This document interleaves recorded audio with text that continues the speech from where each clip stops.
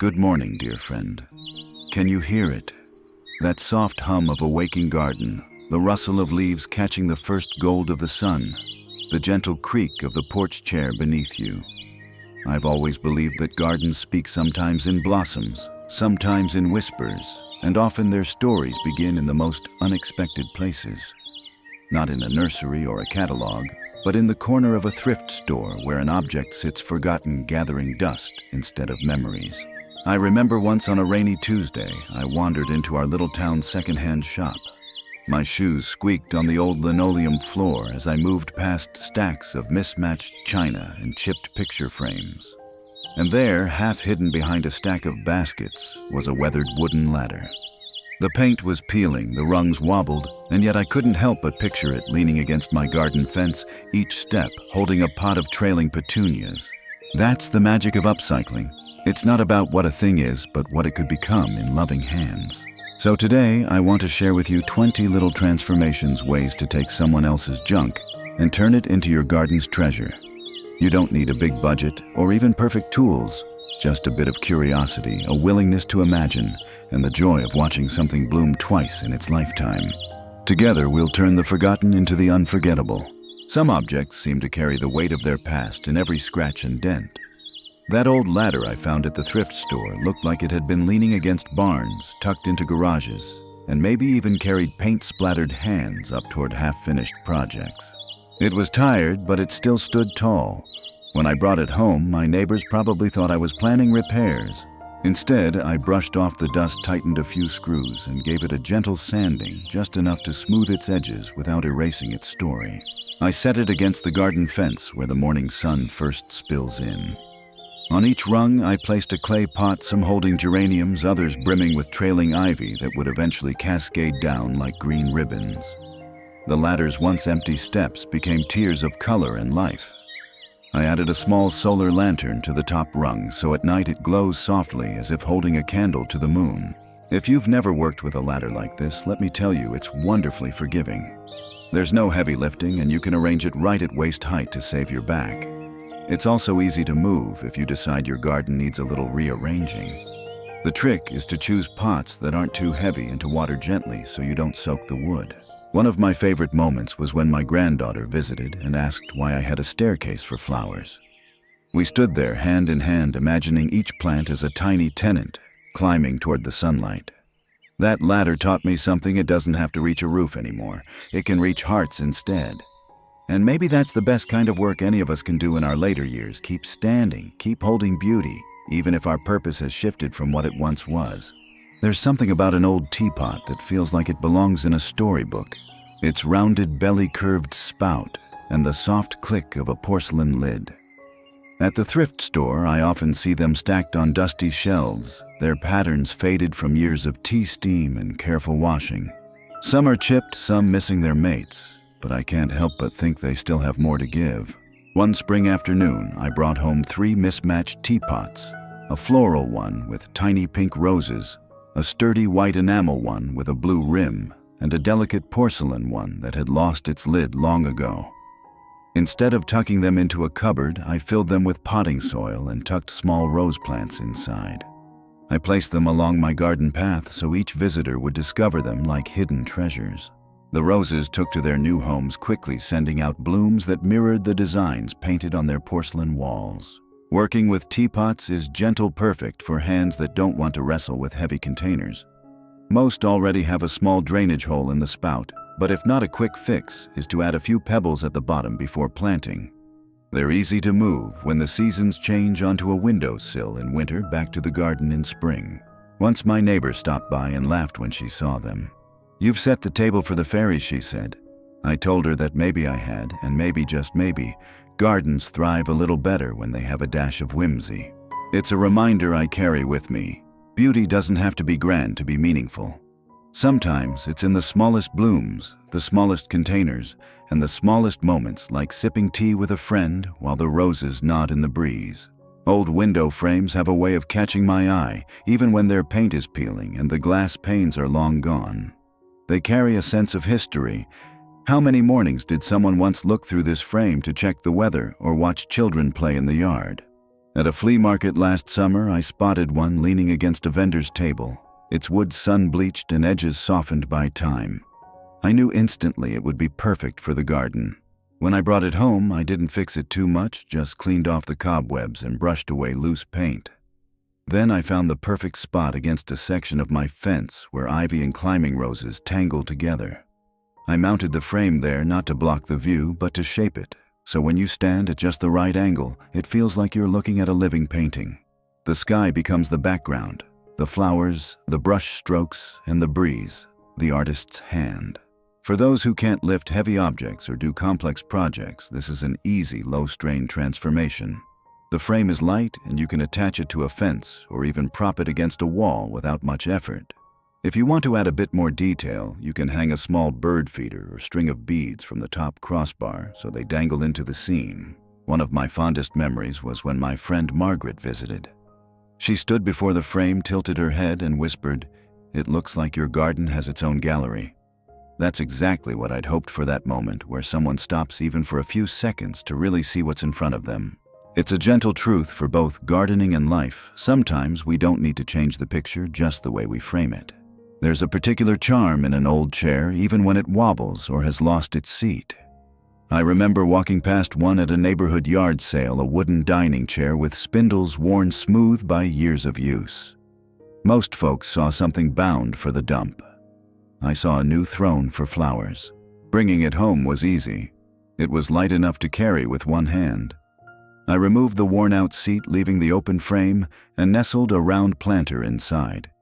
I chose trailing petunias in soft pinks and purples, so they could spill over the edges like the folds of a royal gown. Placing the chair in a shady corner of my garden instantly transformed the space. It looked like a guest had been invited to sit and enjoy the flowers, but instead, the flowers had taken the seat for themselves. What I love about using an old chair is how effortless it is on the body. There's no bending for planting. You can work while standing or sitting at a comfortable height. It also invites creativity. You might paint it a cheerful color or leave it weathered for a rustic look. Even a metal bistro chair can be turned into a garden feature with a little imagination. One summer, my granddaughter painted butterflies along the chair's backrest while I planted fresh blooms. It became our project, something we could add to together year after year. And every time the flowers filled in, it felt like the chair stood a little taller, proud of its new purpose. That's the magic of upcycling. It gives both the object and the gardener a sense of renewal. The chair may never again hold a person, but it holds beauty, and perhaps that's an even greater honor. There's a quiet elegance in a well-made picture frame, even when it hangs empty. I once found a stack of ornate wooden frames at a church thrift sale, their gold paint worn thin in places, their corners chipped. People passed them by, but I couldn't help picturing them holding something other than photographs. Back home, I chose one with carved roses in each corner and gave it a gentle cleaning. Instead of adding glass or a photo, I stretched a small piece of wire mesh across the back, securing it with staples. Then I attached miniature terracotta pots to the mesh, each one cradling a tiny succulent. Hung on the side of my garden shed, the frame became a living artwork, plants growing where faces might once have been. The beauty of this project is how light and adaptable it is. If bending is difficult, you can prepare the frame while seated at a table, then hang it at eye level to enjoy without strain. You could fill it with dried flowers, pressed herbs, or even a seasonal wreath that changes throughout the year. One of my favorite moments came during a neighborhood garden walk. A couple stopped in front of the frame, and the gentleman pointed to a cluster of succulents and said, "It's like you've made a window into a smaller world." I hadn't thought of it that way before, but he was right. Gardens are full of worlds within worlds, and sometimes all it takes is a frame to help us see them. It's a gentle reminder that beauty doesn't always demand a new canvas. Sometimes it blooms best in the borders of something old. Mismatched spoons and forks often end up buried in thrift store bins, their shine dulled and handles worn from decades of dinners. I've always felt they carry a kind of quiet history. Meals shared, conversations had laughter echoing across a table. One rainy afternoon, I picked up a bundle of them, each with its own unique pattern, and decided they deserved a place in the garden. Creating a wind chime from silverware is easier than it sounds. I started with an old metal colander as the top piece. The ready-made holes were perfect for hanging.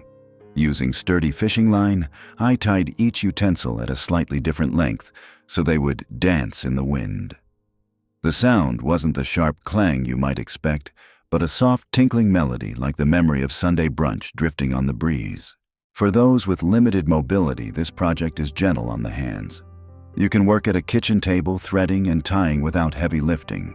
Once assembled, the chime can be hung from a porch beam, tree branch, or garden hook anywhere you'd like the wind to pass through and carry its song. The first time mine caught a summer breeze, I was sitting on the porch with a cup of tea. The sound mingled with the rustle of leaves, and I realized it wasn't just decoration, it was a living part of the garden's voice. Even my neighbor, who rarely notices such things, paused to say, "It sounds like your garden is talking to us." That's the gift of turning old silverware into chimes. It's not just about reuse, it's about creating a little conversation between your space and the natural world. And in those gentle notes, you might just hear the echo of meals and moments long past. There's a certain romance in an old birdcage, the curved metal bars, the little latch on the door, the sense that it once held song and movement. I came across one at a flea market, its paint flaking and its base slightly bent. No bird would ever live in it again, but I knew it could still hold life. After brushing off the dust, I lined the base with coconut coir to keep the soil in place, then planted a mix of trailing lobelia and bright marigolds. I hung the cage from a shepherd's hook near the garden gate where the flowers could spill through the bars like they were reaching out to greet visitors. The transformation was instant. What once held a single voice now bloomed with color and fragrance. Working with a birdcage is wonderfully accessible. It's lightweight, so you can easily move it to catch the best sunlight or bring it closer when watering. If bending is difficult, hang it at eye level so the blooms can be enjoyed without strain. You can even place a small solar light inside, turning it into a glowing lantern at night. One summer evening, a friend stopped by and saw it glowing at dusk. She smiled and said, "It's like the flowers have found their own little home." And perhaps they had safe contained, but still part of the open air.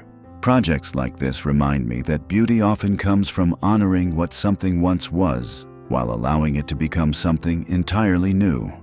The birdcage no longer holds a songbird, but it still sings in petals, in color, and in the way it makes people pause.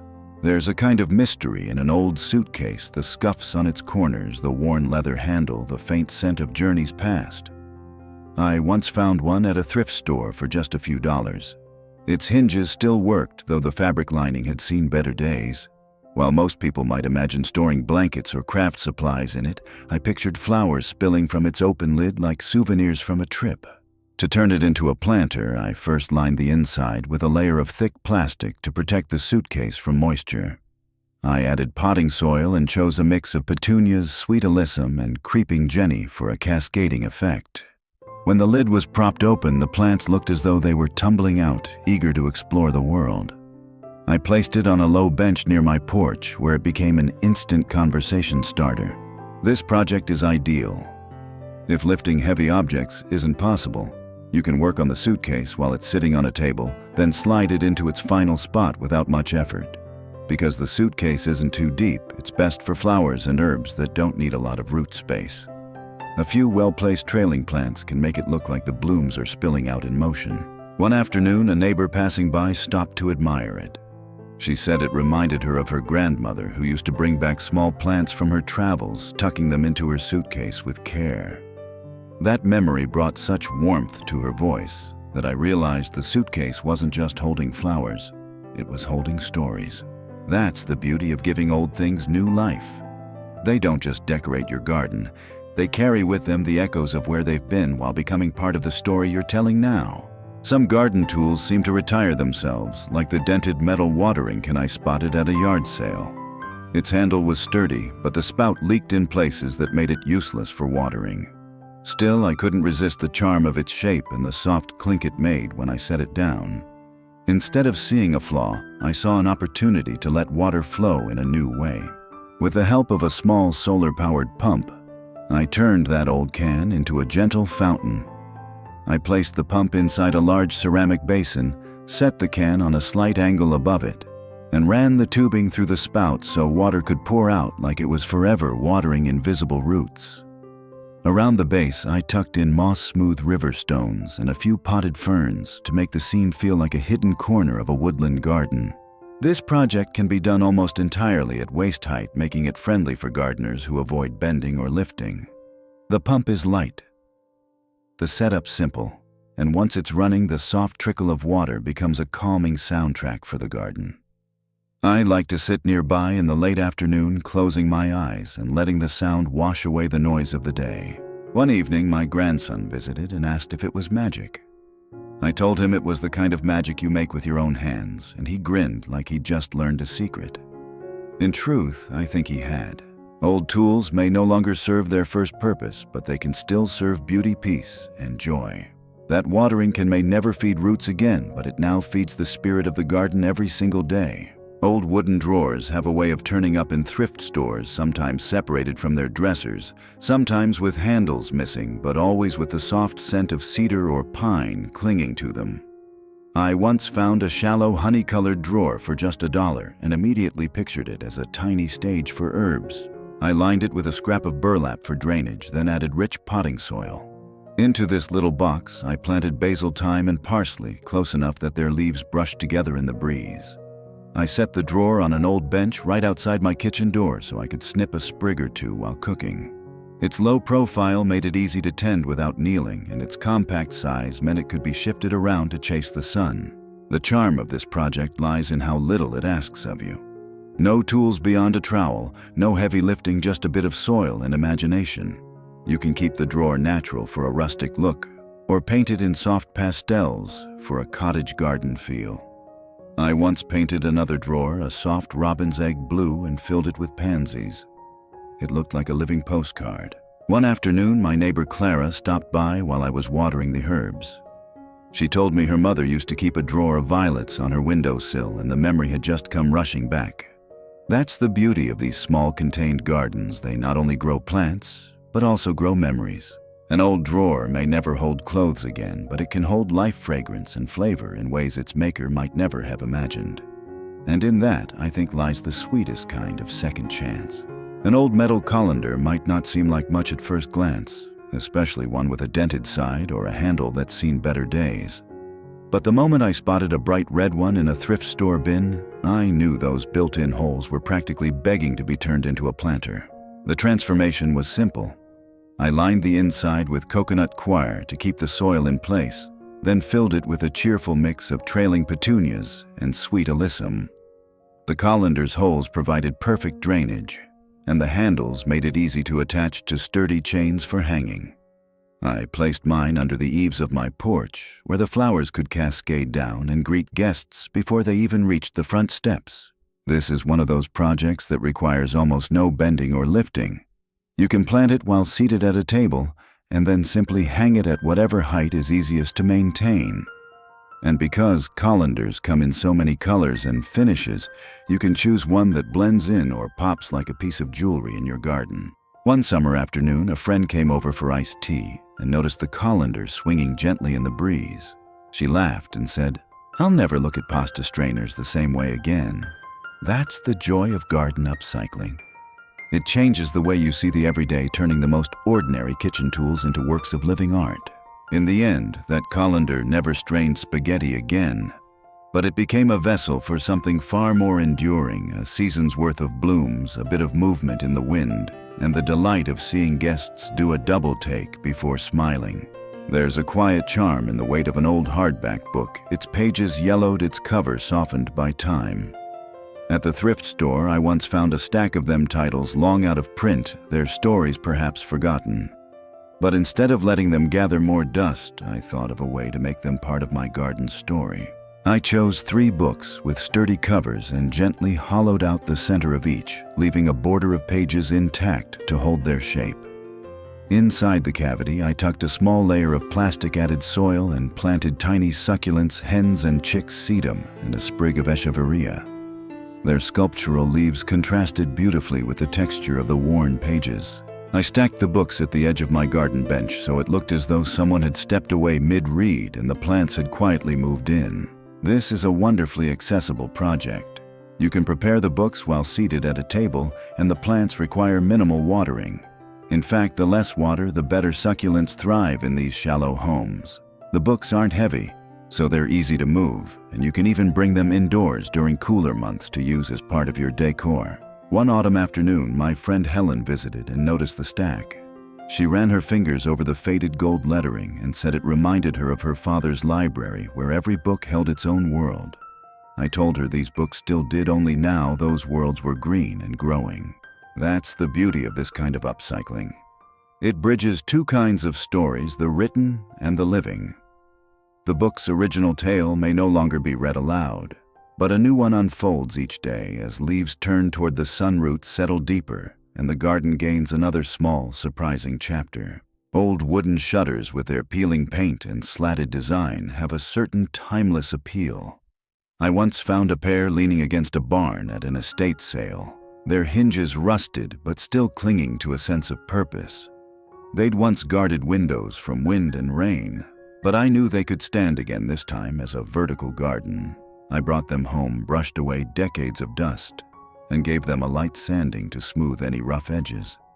Then, using small metal hooks, I attached terracotta pots along the slats, spacing them evenly from top to bottom. Each pot held something different: herbs near the top for easy snipping, trailing flowers in the middle for a waterfall effect, and small ferns at the base for lush greenery. Mounted against the side of my shed, the shutters turned into a living wall, transforming a once plain surface into a tapestry of color and scent. For anyone looking to avoid heavy lifting, this is a gentle project. The pots can be hung one by one while you're comfortably standing, and the shutters themselves can be propped in place before securing them.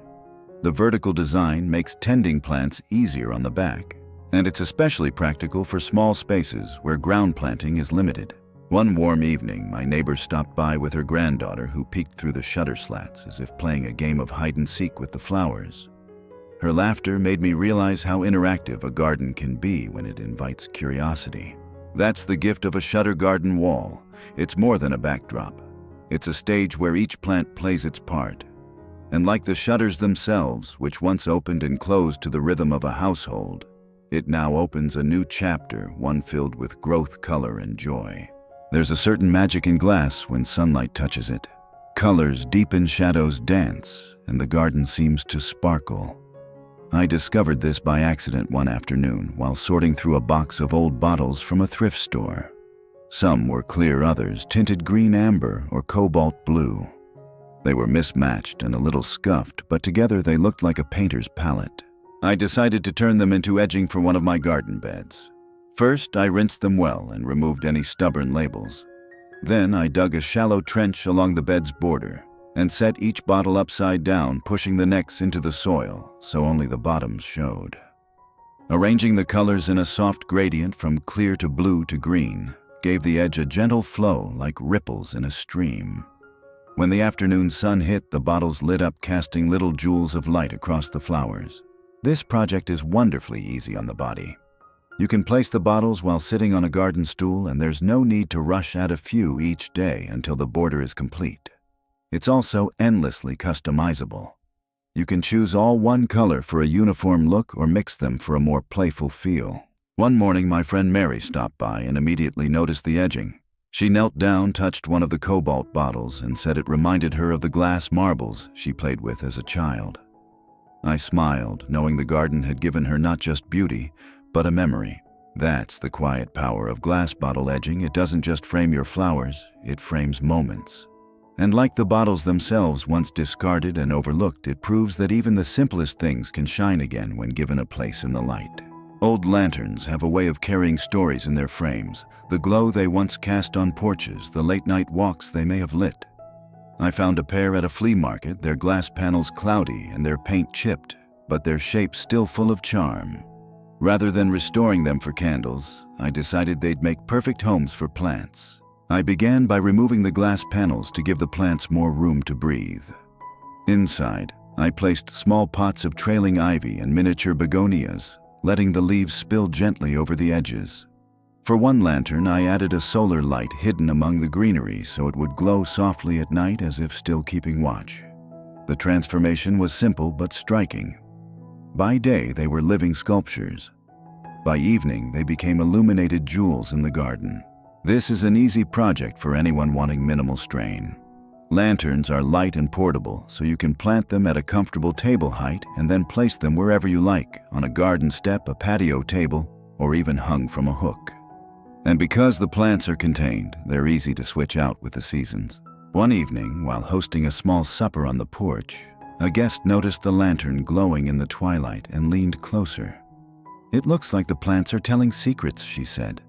I laughed, but later I thought she might be right. Gardens are full of quiet conversations, and these lanterns seem to listen well. Upcycling lanterns into planters reminded me that light doesn't always come from a flame. Sometimes it comes from color from life, from the way a small object can transform a space with its quiet presence. There's something enchanting about a mirror in the garden. It catches light, reflects movement, and makes spaces feel larger than they are. I once found a tall arched mirror at a thrift store, its frame weathered like driftwood. The glass was a little cloudy, but that only added to its vintage charm. I decided to place it against the back fence where a cluster of ferns and hostas grew. The reflection made it seem as if the greenery continued on into a secret garden just beyond reach.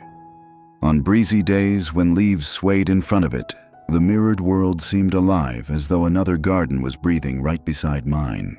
This is a project that requires almost no heavy lifting if you choose the right spot from the start.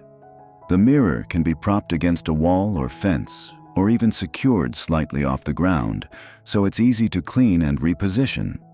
If you want to add more character, paint the frame in a color that complements your plants. Soft sage for a woodland feel, or white for a cottage look. One afternoon, my neighbor's little boy wandered into my yard, stopped in front of the mirror, and reached out to touch the other garden. His face lit up when he realized it was just a reflection, though I think part of him still believed there was a way through. Watching him reminded me that gardens don't just grow plants, they grow wonder. A mirror in the garden is more than decoration. It's an invitation. It invites the sun to dance, the flowers to double themselves, and visitors to pause just a little longer, caught between reality and reflection. And in that pause, beauty lingers. Woven baskets have a warmth to them even when they're frayed at the edges or missing a handle. At a thrift store one spring, I found a large, shallow basket with a weave as soft and faded as sun-bleached linen. It had once carried fruit, perhaps, or fresh laundry, but I knew it could carry blooms just as well.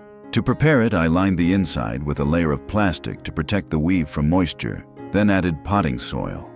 I chose bright geraniums, trailing lobelia, and a few sprigs of dusty miller for texture. The combination spilled gracefully over the edges, softening the basket's shape. I set it on a low table by my front steps, where it could greet visitors and catch the morning sun. This project is gentle on the hands and back. You can do all the planting at table height, and the basket is light enough to move easily. If you want it to last longer outdoors, you can spray the outside with a clear weatherproof sealant, though I don't mind when mine ages a little. The patina tells its own story. One afternoon, a neighbor stopped to admire it and told me she remembered her grandmother keeping baskets of pansies on the porch. They looked like they were smiling, she said, and I couldn't help but notice the same effect in my own arrangement. Baskets remind me that beauty doesn't have to be permanent to be meaningful. They may not last forever, but while they do, they hold color, fragrance, and welcome in a way that feels deeply human. And when their time is done, the flowers can be replanted, the basket returned to the earth, and the cycle begins again. An old wooden step stool can be a treasure in disguise. I found mine at a garage sale, its paint peeling in soft curls, the top step worn smooth from years of feet. Too rickety to stand on, it was perfect for holding something far lighter, pots of herbs. After brushing it clean, I left the weathered paint, as it was preferring the story it told. On the top step, I placed a pot of basil where the sun would warm its leaves. On the lower step, thyme and rosemary, each within easy reach of my kitchen door. Their scents mingled every time I brushed past, releasing a little cloud of fragrance into the air. This project is wonderfully easy for anyone who wants to avoid bending. The steps hold plants at varying heights so you can tend to them comfortably.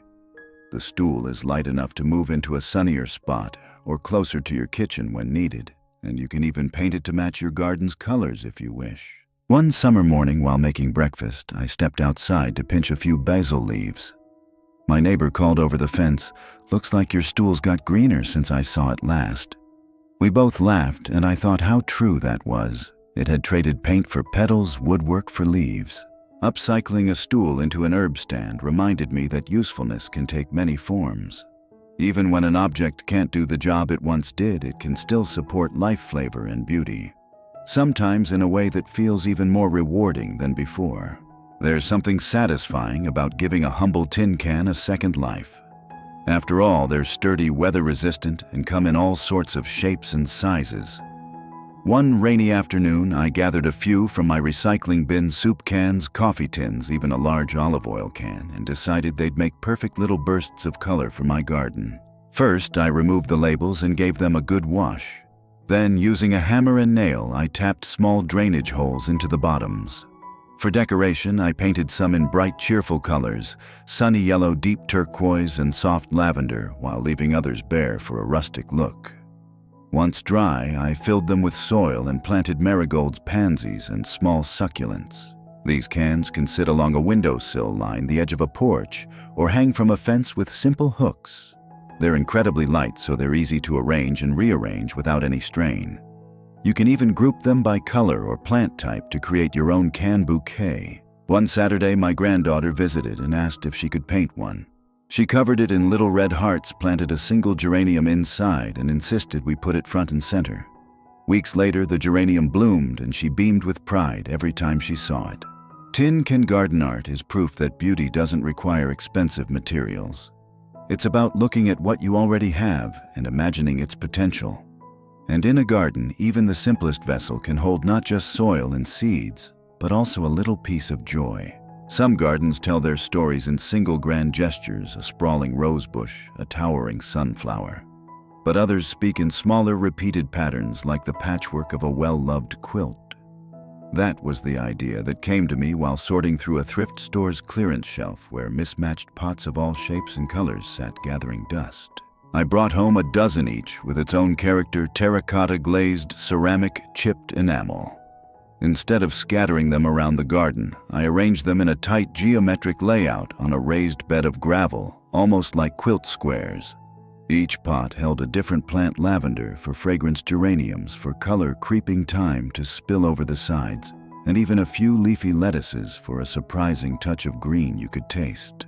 Because the pots were clustered together, watering and tending them became easy.